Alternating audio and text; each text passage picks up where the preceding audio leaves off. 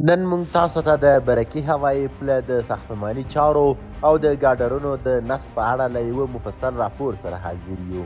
دا یوه ستره پروژه ده چې د کابل ښار ترافیکي بڼه بدله کړي. له راپور څخه مخکې مهرباني وکړئ د عروج چینل درسره وڅارئ تر څو زموږ له راپورونو او پروګرامونو څخه باخبره پاتې شئ.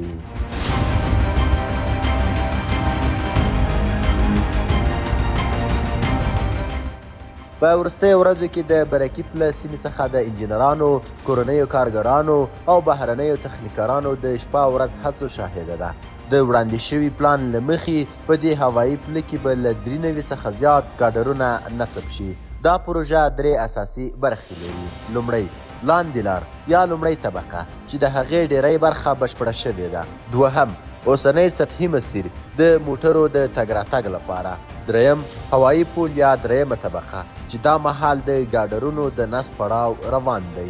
دا ګاډرونه د ترکي شرکت له لوري تولید شوي او د حساب له فابریکې څخه د پروژې ساحې ته انتقالیږي.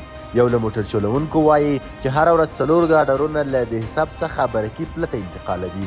د هر ګاډر وزن شاوخوا 24 تر 25 ټنه دی. د دومره دروند بار انتقال د ورځې امکان نه لري ځکه چې عامه لارې د ورځې ډېرې ګڼه ګوڼه وي. له همدې امله زیات انتقالات د شپې ترسره کیږي. هغه ټینګار وکړ چې ترکي کارګران او افغان انجنیران له ډېر لوړ دقت سره کار کوي او دا پروژه د نړیوالو معیارونو پر بنسټ پر مخ روانه ده.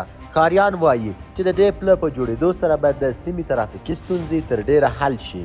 یو ځوان کارګر چې کلونه یې په بېلابېلو هیوادونو کې تیر کړي وایي سره له دې چې کلونه یې په مهاجرت کې تیر کړي هغه ارامي چې نن په خپل وطن کې احساسوي په هیڅ بل هیواد کې نه ده تجربه کړې. هغه زیاته کړه چې د برکي پله د کار کیفیت او نظم د هغو پروژو په څیر دی چې د په ترکیه او ایران کې لیدلی دي. د هر ګاډر اوږدوالی شاوخوا 21 متره او 30 سانتي متره دی. د هغه پلنوالی نږدې 95 سانتي متره او لوړوالی شاوخوا 1 متر دی. په دې لوري کې به 49 ګاډرونه او په مقابل لوري کې به 40 ګاډرونه نصب شي.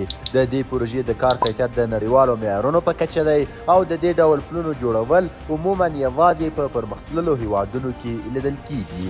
له 80 سلنې څخه زیات د لاندې لارې کار بشپړ شوی دی. د ګاډرونو نصب په مناسب سرعت سره روان دی. د ګاډرونو له بشپړ نصب وروسته به پرې کانکریټ واچول شي تر څو لاره د ترافیک لپاره پرانیستل شي. ورپسې به د هوایي پول د جوړولو وروستی پړاو پیل شي. دا پروژه د کابل له سترو ترافیکي پروژو څخه ده او د بشپړېدو وروسته به د زرګونو مسافرو لپاره د ګردنۍ باغ د شهید څلور لارې او برکي ته تلونکو لارو کې ستره اسانتیا رامنځته کړي.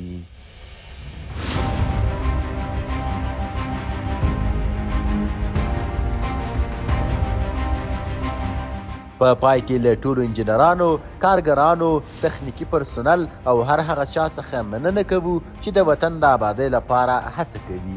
هیله ده هغه ورځ راورسیږي چې د ښکلي افغانستان د لا ډېرې ودې، پراختیا او پرمختګ شاهدان اوسو.